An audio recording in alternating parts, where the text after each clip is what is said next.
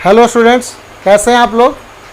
मैं हूं आपका बायोलॉजी टीचर राजेश कुमार सिंह और आज के इस वीडियो में हम लोग बात करने वाले हैं श्वसन के प्रकार, वायवीय श्वसन और अवायवीय श्वसन में अंतर। तो बच्चों, इस वीडियो में हम लोग श्वसन के प्रकार के बारे में जानेंगे। अब तक हम लोगों ने पिछले वीडियो में श्वसन की परिभाषा और श्वासोच्छ्वास की परिभाषा के बारे में जाना था और उन दोनों के बारे में अंतर को समझा था। तो इस वीडियो में हम लोग जानेंगे कि श्वसन कितने प्रकार का होता है और यह श्वसन वायवीय श्वसन और अवायवीय श्वसन के रूप में होता है। तो आखिर इन दोनों प्रकार के श्वसन में अंतर क्या है, ये हम लोग इस वीडियो में सीखेंगे। बच्चों, आज का वीडियो आपके बोर्ड एग्जामिनेशन के लिए बहुत ही महत्वपूर्ण है। ये दीर्घ उत्तरीय प्रश्न बनकर हमेशा मैट्रिक के एग्ज़ाम में पूछा जाता है और कभी कभी यह लघु उत्तरीय सवाल, लघु उत्तरीय प्रश्न के रूप में भी पूछा जाता है। तो बच्चों, इन दोनों प्रकार के प्रश्नों को आप लिख सकते हैं, समझ सकते हैं। तो इन दोनों प्रकार के श्वसन के अंतर को आप आसानी से सीखिए, आसानी से समझिए और अपने लिए बोर्ड के इम्तहान के लिए भी तैयार कर लीजिए। तो चलिए आज का वीडियो को हम लोग शुरू करते हैं, आज की क्लास को हम लोग शुरू करते हैं। तो बच्चों, हमने सबसे पहले श्वसन की परिभाषा को पुनः लिख दिया है ताकि आप फिर से किसी प्रकार का कंफ्यूज न हो। तो श्वसन एक विशेष प्रकार का जैव प्रक्रम है जिसमें भोजन का ऑक्सीकरण ऑक्सीजन की उपस्थिति या अनुपस्थिति में होता है, जिसके फलस्वरूप कार्बन डाइऑक्साइड, जल और ऊर्जा बनता है। तो बच्चों, ये परिभाषा मैंने पिछले वीडियो में भी बतलाया है कि श्वसन एक ऐसी प्रक्रिया है, श्वसन एक ऐसा जैव प्रक्रम है जिसमें भोजन का ऑक्सीकरण होता है और ऑक्सीकरण के फलस्वरूप कार्बन डाइऑक्साइड, जल और ऊर्जा का निर्माण होता है। तो बच्चों, ये परिभाषा हम लोग स्पष्ट रूप से सीख चुके हैं, आप भी इसे आसानी से समझ चुके हैं। आई होप आप लोग समझ गए होंगे। तो बच्चों, आज इसके प्रकार के बारे में जानेंगे कि श्वसन कितने प्रकार का होता है। तो बच्चों, श्वसन दो प्रकार का होता है। पहला होता है वायवीय श्वसन और दूसरा होता है अवायवीय श्वसन। तो बच्चों, वायवीय श्वसन को हम लोग ऑक्सी श्वसन के रूप में भी जानते हैं और अवायवीय श्वसन को हम लोग अनॉक्सी श्वसन के रूप में भी जानते हैं। अंग्रेजी में इसे एरोबिक एंड एनएरोबिक रिस्पायरेशन के नाम से जाना जाता है। वायवीय श्वसन को हम लोग एरोबिक रिस्पायरेशन और अवायवीय श्वसन को हम लोग एनएरोबिक रिस्पायरेशन के नाम से जानते हैं, जो कि मैंने इसे ब्रैकेट में लिख दिया है, एनएरोबिक रिस्पायरेशन और यहाँ एरोबिक रिस्पायरेशन। तो बच्चों, आप हिंदी के साथ साथ कुछ इंग्लिश टर्म को भी अभी से सीखते जाइए, समझते जाइए, ताकि आप ऊंचे क्लास में जाएंगे, ताकि आप हायर क्लासेस में जाएंगे, आप इंटर में जाएंगे तो वहाँ आपको ये टर्म हिंदी की जगह इंग्लिश में भी पढ़ने को मिलेगा और इंग्लिश भी आप साथ साथ सीखते जाइए। तो चलिए हम लोग आज वायवीय श्वसन और अवायवीय श्वसन में अंतर को समझेंगे और सीखेंगे और अपने लिए बोर्ड के महत्वपूर्ण क्वेश्चंस के रूप में इसे तैयार भी कर लेंगे। तो बच्चों, श्वसन दो प्रकार का होता है। फर्स्ट इज वायवीय श्वसन या ऑक्सी श्वसन। पहले वाले श्वसन को हम लोग वायवीय श्वसन या ऑक्सी श्वसन के रूप में जानते हैं और दूसरा क्या है, अवायवीय श्वसन या अनॉक्सी श्वसन के रूप में जानते हैं। अब आइए इन दोनों श्वसन में क्या अंतर है। तो सबसे पहले इसकी परिभाषा मैं बता दूं बच्चों। ऑक्सी श्वसन या वायवीय श्वसन वह श्वसन है जो ऑक्सीजन की उपस्थिति में होता है। आपको याद होगा मैंने श्वसन की परिभाषा में दो चीज़ें बार बार फोकस किया है। वह चीज़ क्या है जानते हैं आप लोग? आप लोग जरूर जानते होंगे। मैंने श्वसन की परिभाषा में ही अक्सर ये चर्चा की है बच्चों कि भोजन का ऑक्सीकरण ऑक्सीजन की उपस्थिति में या ऑक्सीजन की अनुपस्थिति दोनों कंडीशन में होता है। तो जब ऑक्सीजन की उपस्थिति में भोजन का विखंडन होता है, जब ऑक्सीजन की उपस्थिति में भोजन का ऑक्सीकरण होता है, तो ऐसा श्वसन ऑक्सी श्वसन या वायवीय श्वसन कहलाता है। और अवायवीय श्वसन या अनॉक्सी श्वसन वह श्वसन है जिसमें ऑक्सीजन अनुपस्थित होता है। तो इन दोनों में बहुत ज़्यादा डिफरेंस नहीं है, इसके नाम से ही बिल्कुल स्पष्ट है बच्चों। तो नाम को भी आप ध्यान से पढ़ें और उसको समझें। वायवीय श्वसन का मतलब उसमें वायु उपस्थित है, ऑक्सीजन उपस्थित है, और अवायवीय श्वसन में वायु उपस्थित नहीं है, इसका मतलब उसमें ऑक्सीजन अनुपस्थित है। तो इन बातों से, इन शब्दों से आप समझ गए होंगे कि वायवीय श्वसन को ऑक्सी श्वसन कहा जाता है। इसके नाम में ऑक्सी लगा है बच्चों। ऑक्सी मतलब ऑक्सीजन, यानी वह श्वसन जिसमें ऑक्सीजन उपस्थित है, और यहां लगा है अनॉक्सी। अनॉक्सी का मतलब ऑक्सीजन अनुपस्थित है। बिल्कुल आसान टर्म बना दिया गया है। थोड़ा सा आप ध्यान दें तो श्वसन में अंतर, अनॉक्सी श्वसन और ऑक्सी श्वसन में जो अंतर है आप यहीं से समझ लेंगे, कहीं कोई समस्या नहीं आने वाली है मेरे स्टूडेंट्स। तो ध्यान दीजिएगा,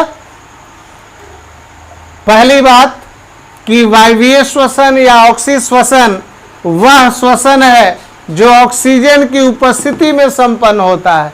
मैंने स्पष्ट रूप से पहला जो डिफरेंस है, पहला जो अंतर है, यहाँ पे मैंने नोट कर दिया है, लिख दिया है आपके लिए कि इस प्रकार का श्वसन ऑक्सीजन की उपस्थिति में होता है।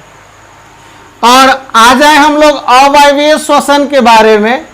अवायवीय श्वसन में क्या होता है? इस प्रकार के श्वसन में ऑक्सीजन की जरूरत नहीं होती है बच्चों। इसका मतलब कि यह श्वसन ऑक्सीजन की अनुपस्थिति में होता है। यहाँ हमने लिखा है ऑक्सीजन अनुपस्थित होता है। तो कहीं न कहीं ये शब्दों का फेर है बच्चों। शब्दों के फेर को समझिए, शब्दों को पकड़िए। वायवीय श्वसन यानी ऑक्सी श्वसन, इसमें ऑक्सीजन उपस्थित है, और अवायवीय श्वसन अनॉक्सी श्वसन, इसमें ऑक्सीजन या वायु अनुपस्थित है। तो मेरे प्यारे स्टूडेंट्स, इन शब्दों को आप आराम से पकड़कर ये 4-5 अंतर आप स्पष्ट रूप से लिख सकते हैं, समझ सकते हैं, रटने की आवश्यकता नहीं है। लेकिन याद रखिएगा, ये प्रश्न आपके बोर्ड एग्जामिनेशन के लिए बहुत महत्वपूर्ण है और ये एग्जामिनेशन में बिल्कुल आने वाला है। तो आप अभी से लग जाइए और अपने तैयारी को एक बढ़िया तरीके से अंजाम दीजिए।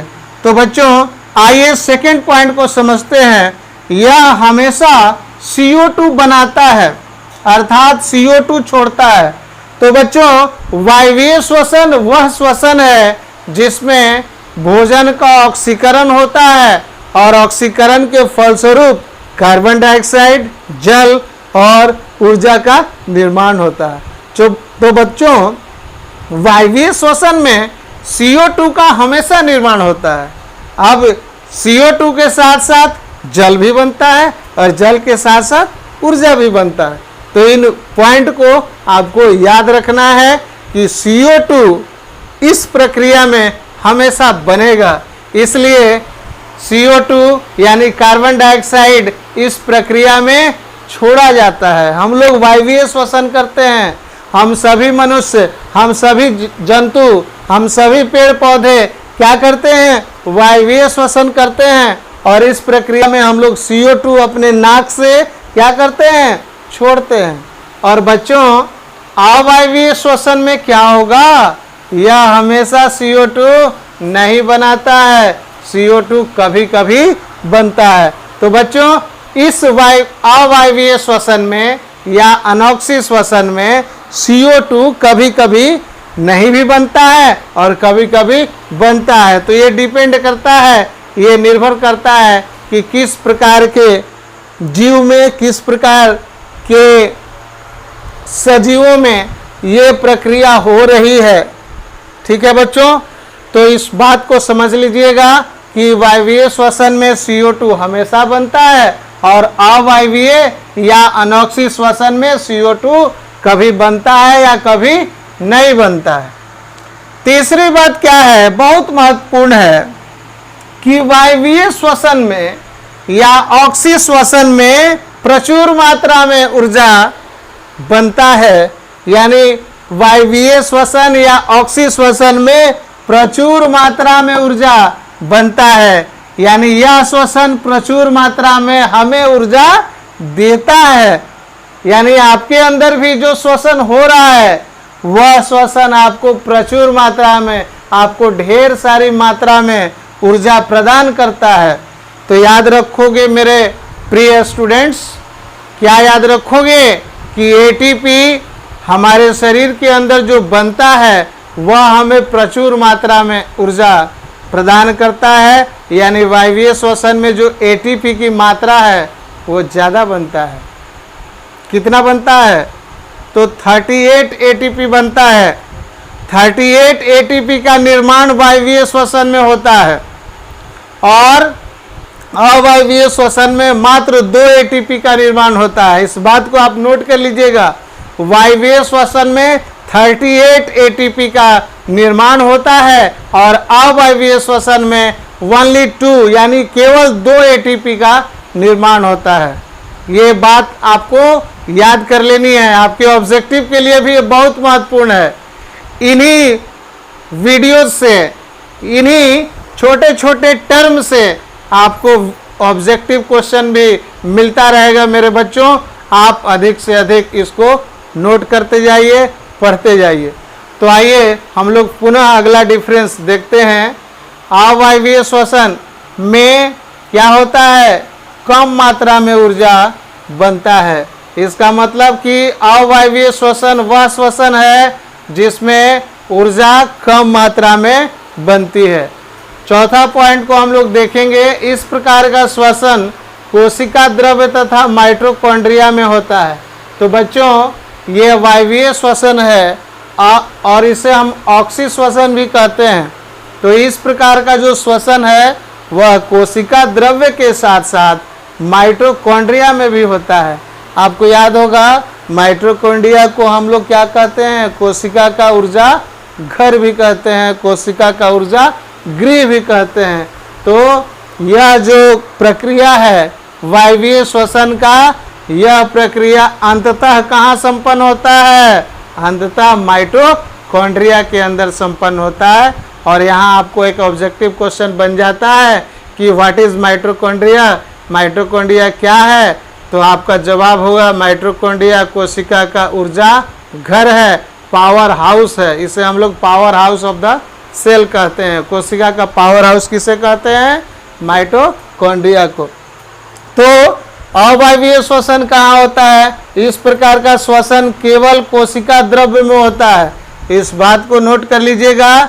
इस प्रकार का श्वसन केवल कोशिका द्रव में होता है। किसमें? अवायवीय श्वसन में। और सबसे इंपॉर्टेंट पॉइंट है कि वायवीय श्वसन में भोजन या ग्लूकोज पूर्ण रूप में टूटता है। यानी वायवीय श्वसन की बात जब भी हम लोग करेंगे तो इसमें भोजन या ग्लूकोज जो हमारा पदार्थ है, पोषक पदार्थ, वह पूर्ण रूप से टूटता है। क्यों? क्योंकि ऑक्सीजन उपस्थित है और जब ऑक्सीजन उपस्थित है तो वह पूर्ण रूप से टूटेगा।